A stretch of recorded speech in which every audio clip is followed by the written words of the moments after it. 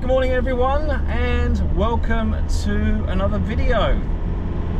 Now today is a little bit of an exciting video. It's kind of a bit of a sad video as well, because today I'm getting a new car.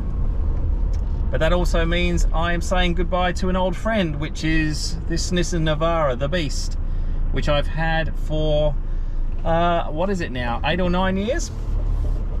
And we've been through our ups and downs, but generally speaking, it's been dependable when I've needed it to be. So stick with me, and we will take her for our last drive and show you what we're getting.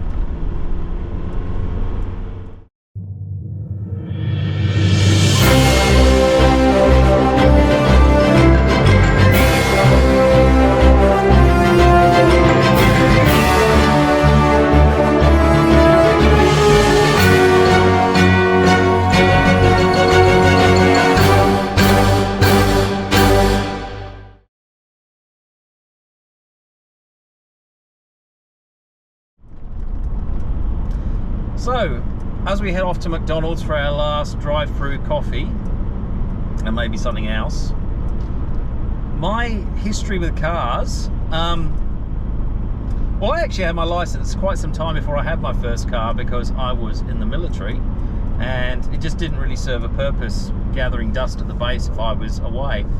However, when I left, I got my first car, which was a third-hand Nissan Pulsar Vector. It had about 200 plus on the clock, and I sure put a bit more on it. I think I sold it with 350, but it was a good little car. A lot of good memories from it. As with all my cars, I drive them till they're on their last legs quite often, and we did a lot of camping and went places it really wasn't meant to go. So in 2008, unfortunately, I took it to my mechanics and they said, "You guys got a lot of problems, but we'll buy it for you," that is one of his mechanics, for $200. So I go, rightio. So that's actually what I did. I sold it. Basically that covered the third-party fire and theft insurance I'd just paid, and off to looking for a new car I went. Unfortunately, it was 2008. It was the middle of the global financial crisis, and I just bought my first property, and I looked for the cheapest of the cheap of the cheap with a warranty, if you know what I mean. So I had some level of protection. I got my first brand new car. I got a Hyundai Getz, and I gotta say, to this day, the Getz has been the best value car I've ever had, by far. And I took it places it shouldn't have gone. It was a great little car, and I had that car up until 2017, when that was over 300,000. And being a small car, I felt, although it was still really reliable, I needed to trade it in. And I thought I'd either go for another brand new small car, because I like small cars, they're very fuel efficient, or I'll get basically a lifestyle car for my adventures. So you have to understand, all of my cave diving got done with the Getz. You know, there are pictures of the boot full of tanks, and it was a great little car, but I thought a four-wheel drive would be what I was looking for. So I went and got this Beast. I call it the Beast because it was a beast in size compared to the Getz. Beast of a car. It had 66,000 on the clock, and I never actually got the opportunity to use it for cave diving. I got into other things, but we did tick off a few bucket list trips, like going to Fraser Island again, doing some good stuff around the Flinders, and I really thought I was going to get into four-wheel driving in a big way, but unfortunately I've got other interests as well. So yeah, just turning into McDonald's here. We're going to get a coffee, and we might get 1 or 2 bacon and egg McMuffins. But yeah, it got to the point after doing these trips where, you know, it was a double-edged sword. I loved this car, but boy did it get expensive. Timing chain replaced, $4,500. Fuel injection, $4,000. Alternator, clutch, that was about $2,500. And all the extra things I had to do with it, it got really expensive. And I thought, one more thing, given I'm over 300,000, and I'm going to trade it in. And then I started having gearbox issues, but it actually wasn't a big deal. I thought it was going to be a big gearbox, but it was actually a seal on the master cylinder head or something like that. So that did actually get fixed, and it's going in a clean, with a clean bill of health for the trade-in, which is good. But you know, you just get to that point where you go, there's going to be more things happen in all likelihood. Excuse me for a second while I buy some really, really healthy breakfast. Right, I've just had the camera off for a little bit. Didn't think you wanted to watch me eat my breakfast, and I thought I'd just break down a little bit why I'm making this choice to change at this point. Because I really like this vehicle, and you know, they become trusted friends after a while, don't they? But I think that's part of the problem. I was considering doing all these camping trips with somebody, and we've talked about going somewhat remote, and I just don't trust the vehicle's not going to have a problem. I mean, I have to be fair to it, despite the cost of some of the things that have been repaired, which owes a lot to labour rather than the parts themselves. It's been a trusted vehicle when I've needed it.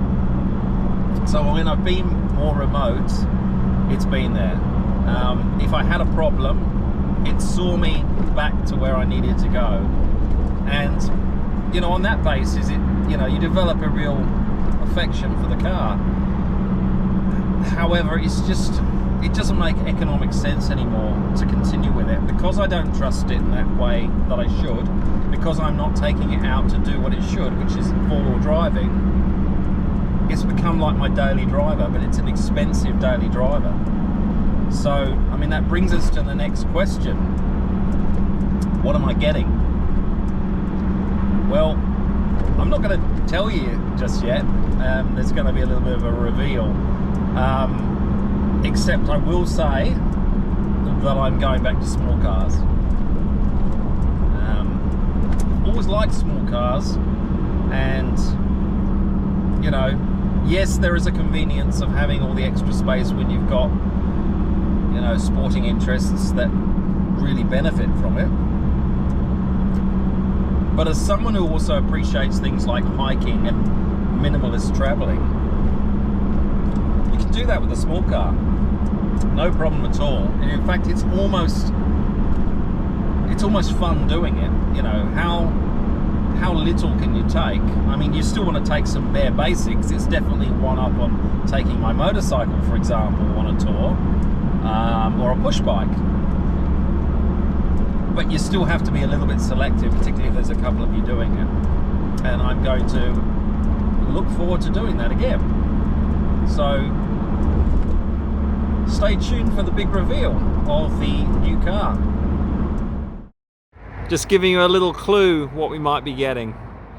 Certainly doesn't tell the whole story, but well, it's a process of elimination, really, isn't it? It's going to be a small car, and it's going to be a Mazda. What could it be? Big reveal.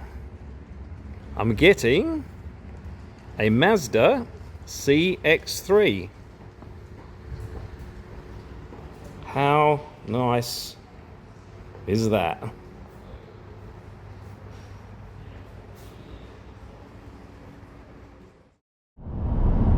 So I'm just taking the car for its first drive around my local neighbourhood, and I thought I'd give a few early thoughts about it.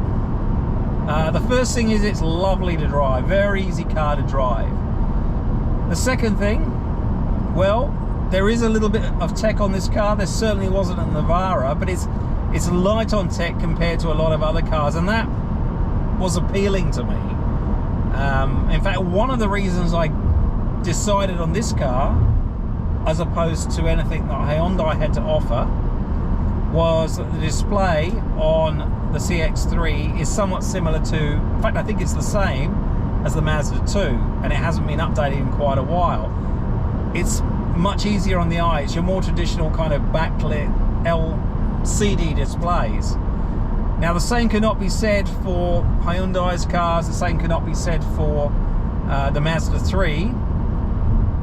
They've been updated to these LED displays, which I gotta say I really don't like at all. And there's a reason that I have the the mapping system and the you know, all the tech on this. I've got this little display, you probably can't quite see it there. There's a reason I got that off. I just find it's just not easy on the eye.